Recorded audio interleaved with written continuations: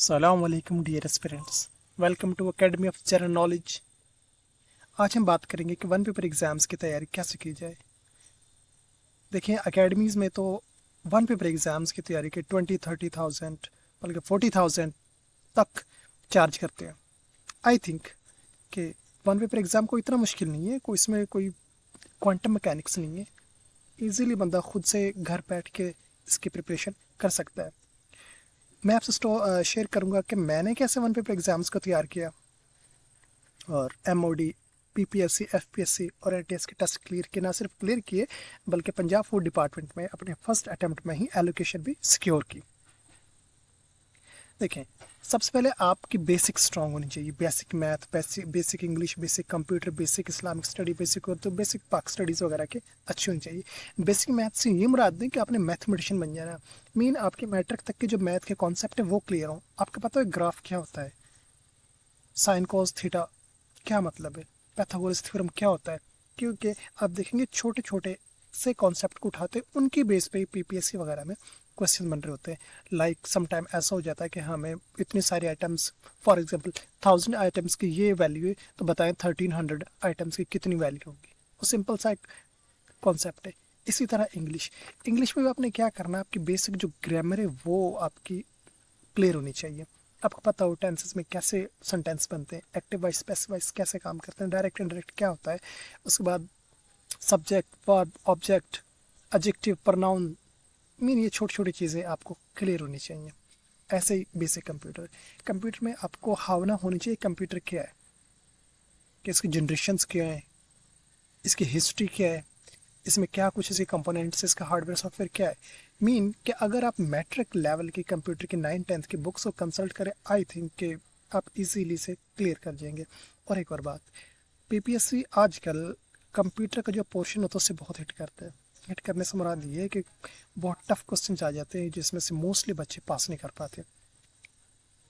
I think जिस बंदे की 9-10 की कंप्यूटर की बुक वो है भी उर्दू में, वो अच्छे से क्लियर हो कि वो इजीली कंप्यूटर के पोर्शन से पास हो जाएगा। एक और पॉइंट, अगर आपको कोई एक भी पोर्शन वीक हो तो टेस्ट क्लियर करना ऑलमोस्ट इम्पॉसिबल हो जाता है। मीन कंप्यूटर का वो कुछ भी पता ना हो और आप चले जाएं तो बहुत मुश्किल है। खासकर पीपीएससी में जितना कंपटीशन हो चुका है कि आप टेस्ट क्लियर कर जाए। उसके बाद बेसिक इस्लामिक स्टडी आपको पता होना चाहिए कि मेजर इस्लामिक इवेंट्स कब हुए, कौन सा गजवा कब हुआ, कौन सा इस्लामिक अहम इवेंट कब हुआ, लाइक गजवा खंदक कब हुआ, गजवा मोता कब हुआ, खुलफाए राशिदीन के इवेंट्स हैं इंपॉर्टेंट, वो आपको बेसिक सा पता होना चाहिए। उसके बाद बेसिक उर्दू भी बेसिकली इंग्लिश की तरह ही इसमें आपको ग्रामर का, उर्दू ग्रामर का आइडिया होना चाहिए कि फ़ाइल, फेल, मफूल, हर्फ जार, हर्फ अतफ़ ये क्या होते हैं। क्योंकि इनमें से अक्सर एक उर्दू उर्दू और कंप्यूटर ये अक्सर ये वो हिस्से हैं जो काफ़ी मरतबा हिट कर जाते हैं। और उर्दू तो ऐसा है कि मुझे नहीं लगता अब तक मेरे तो किसी टेस्ट में ऐसा नहीं हुआ कि उर्दू सब का सब क्लियर रहा हो। इंग्लिश सब का सब क्लियर हुआ, मैथ क्लियर हुआ, लेकिन उर्दू नहीं हुआ। तो इसमें आपने तवज्जो देनी है कि उर्दू की बेसिक आपकी अच्छी हो। उसके बाद बेसिक पाक स्टडीज़ की आपकी बेस अच्छी हो। आपको पता हो कि मेजर इवेंट्स जो पाकिस्तान की हिस्ट्री में, इंडो पाक हिस्ट्री में वो कब हुए, उनका इम्पैक्ट क्या था। लाइक ऑब्जेक्टिव रेजोल्यूशन को पता होना चाहिए। यहाँ से मुझे याद आया, मैं फूड डिपार्टमेंट के इंटरव्यू में गया था तो मुझे उन्होंने पूछ लिया what do you know about objective resolution of objectives, कि करारदाद मकासद के बारे में आप क्या जानते हैं। तो कहने का मकसद कि ना सिर्फ आप जब ये प्रिपेयर अपने बेस स्ट्रॉन्ग कर रहे होंगे, ना सिर्फ टेस्ट के लिए आप रेडी हो रहेंगे, बल्कि इंटरव्यू में भी ये हिस्सा आपकी बहुत ज़्यादा हेल्प करेगा। देखें, टेस्ट को तैयार करने के लिए, खुद से तैयार करने के लिए आपको 2-4 अच्छी बुक्स की ज़रूरत होगी। आप उन्हें कंसल्ट करते हैं। आई थिंक बल्कि आई बिलीव एक मेहनती आदमी इजीली कोई भी टेस्ट हो, पीपीएससी का, एनटीएस का, एफपीएससी का, बीपीएससी का, कोई भी कमीशन का टेस्ट हो वो इजीली क्लियर कर जाएगा। इनमें से PPSC past papers by Imtiaz Shahid, मैं समझता हूँ कि पीपीएससी के लिए बाइबल की हैसियत इस बुक की। उसके बाद जीके वन लाइनर, इकरा इम्तियाज, आपके जीके के बेसिक कॉन्सेप्ट्स हैं उसको आप से फेमिलियर हो जाएंगे। जीके इंसाइक्लोपीडिया, कार्बन पब्लिशर्स की ये बहुत ज़बरदस्त एक बुक है। आपने क्या करना है, इनमें से कोई सी दो बुक लाजमी बाय करें। पीपीएससी के पास्ट पेपर इम्तियाज शाहिद से, या इसके एफपीएस के पास्ट पेपर्स भी हैं, और जीके इंसाइक्लोपीडिया या GK one liner. GK one liner encyclopedia को आपने ऐसे पढ़ना है कि आपको आइडिया होगा कौन सी चीज़ क्या है। लेट्स से कि आपसे पूछा जाए एफल टावर, इसमें बताया हो कि एफल टावर फ्रांस में, इसको इस सन में ये बना, इसकी हाइट इतनी है।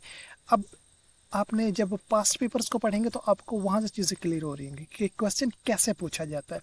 बेसिकली जो इंसाइक्लोपीडिया है और जो वन लाइनर है, इससे आपको नॉलेज बेस बिल्ड होगी, और जो पास्ट पेपर्स में उससे आपसे आइडिया होगा कि क्वेश्चन किस पैटर्न से पूछे जाते हैं, किस तरह एक कॉन्सेप्ट को क्वेश्चन में, एक फैक्ट को क्वेश्चन में किस तरह कन्वर्ट किया जा रहा है। Next is online resources. बहुत सारे ऑनलाइन बड़े ज़बरदस्त रिसोर्सेज मौजूद हैं जो आपकी हेल्प कर सकते हैं एग्ज़ाम की प्रिपरेशन में। इनमें से एक ऐप है पाक MCQs, I think one of the finest online source कि आपकी प्रिपरेशन के लिए इंग्लिश का इतना सारा मटेरियल इसमें मौजूद है। पाक स्टडी का, जर्मन साइंस का, जर्मन नॉलेज का, ये लाजमी कंसल्ट करें। एग्जाम वीडा स्पेशली इंग्लिश और मैथ्स के लिए कमाल का सोर्स है। उसके बाद एक बहुत बहुत important tip, make short notes. I again से कि नोट्स लाजमी बनाएं। मैं ऐसे बहुत सारे दोस्तों को जानता हूँ जो कहते हैं कि हमने 10, 12, 15 तक टेस्ट दिए लेकिन एक भी क्रैक नहीं कर पाए, और उनमें सब में एक चीज़ मुझे कॉमन नज़र आई कि वो नोट्स नहीं बनाते। आपको कोई चीज़ पता नहीं, आपको नया एक नॉलेज मिला तो आप उसका नोट्स बना लें, अपने हैंड रिटन नोट्स बनाएं ताकि आपकी नॉलेज बेस बिल्ड हो और आपके नोट्स भी बन जाए। आपने अगेन कहीं एग्ज़ाम देने जाना तो आप एक नाइट पहले उस अपने नोट्स को रिवाइज कर सके। इतनी सारी बुक्स को एक रात 2 रात पहले आप नहीं पढ़ सकते। उसके बाद keep revising notes, that's it. फिर कहते हैं कीप योर सेल्फ अपडेटेड, बहुत इंपॉर्टेंट। रीड न्यूज़पेपर, या तो आप न्यूज़पेपर पढ़ लें, या मस्ट वॉच जो रात 9 बजे की हेडलाइन होती है वो लाजमी वॉच करें। यहाँ से आपका करंट अफेयर्स का जो एक मेजर पोर्शन है वो ऑलमोस्ट इसमें से कवर हो जाएगा।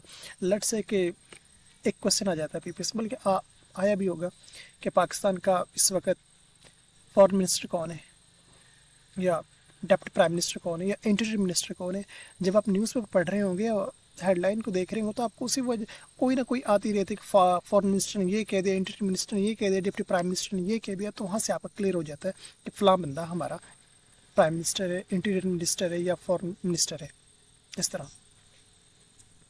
इसके अलावा न्यूज़ पेपर और हेडलाइन से आपको ये भी क्लियर रहेगा कि दुनिया में क्या हो रहा है। मेजर इवेंट्स लाइक के यूके में इलेक्शंस हो रहे हैं तो उनमें कौन जीता, कौन हरा, लेबर पार्टी ने कितने सीट्स विन किए, इंडिया में किस पार्टी ने कितनी सीट्स विन की, कांग्रेस ने कितनी सीट्स विन की, तो आप सबको एक अपडेटेड रहते हैं। और अगेन वन पेपर एग्ज़ाम्स के लिए लाजमी है कि आप अपने आप को अपडेटेड रखें। फिर एनालाइज पास्ट पेपर्स, हाँ पास्ट पेपर्स को लाजमी एनालाइज करें। फॉर एग्जांपल आप फूड इंस्पेक्टर के इंटरव्यू के लिए या टेस्ट के लिए जा रहे हैं तो एक मरतबा उसके पास्ट पेपर उठा के देख लें कि उन्होंने उसमें क्वेश्चंस कैसे पूछे थे, या आप एक लेक्चरर की पोस्ट के लिए जा रहे हैं तो लाजमी पास्ट पेपर्स को कंसल्ट करें कि उनमें क्वेश्चन को कैसे पूछा गया। बल्कि आई थिंक कि अक्सर ऐसा होता है कि हमें क्वेश्चन का आंसर का पता होता है। मैंने ऑब्जर्व किया कि मोस्टली लोगों को क्वेश्चन की समझ नहीं आती। लेट्स से मैग्ना कार्टा 1215 में किंग जॉन और ब्रिटिश पब्लिक के दरमियान हुआ था, तो अब इससे कितने क्वेश्चन बन सकते हैं। मैग्ना कार्टा कब साइन हुआ, 1215 में मैग्ना कार्टा किन के दरमियान साइन हुआ, या 1215 में मैग्ना कार्टा पर साइन करने वाले किंग कौन से थे। एक ही स्टेटमेंट है, एक ही फैक्ट है, उससे 3-4 एमसीक्यूज बन रहे हैं, 3-4 क्वेश्चंस बन रहे हैं। आपने जस्ट थोड़ा सा खुद को रेडी करना है, माइंड यूज़ करना है कि एक क्वेश्चन डिफरेंट एंगल से कैसे पूछा जा सकता है। कीप रिवाइजिंग, और ये लाजमी एक बहुत इंपॉर्टेंट चीज़ है कि कीप रिवाइजिंग। अपने नोट्स को पढ़ते रहें, अपनी बुक्स को रिवाइज करते रहें, ऑनलाइन सोर्सेज को रिवाइज करते रहें और खुद को चैलेंज करते रहें। That's it. Any question? If you have any question, आप कमेंट में पूछ सकते हैं। Thank you for watching. Must subscribe. Next video तक अल्लाह हाफिज़. Take care.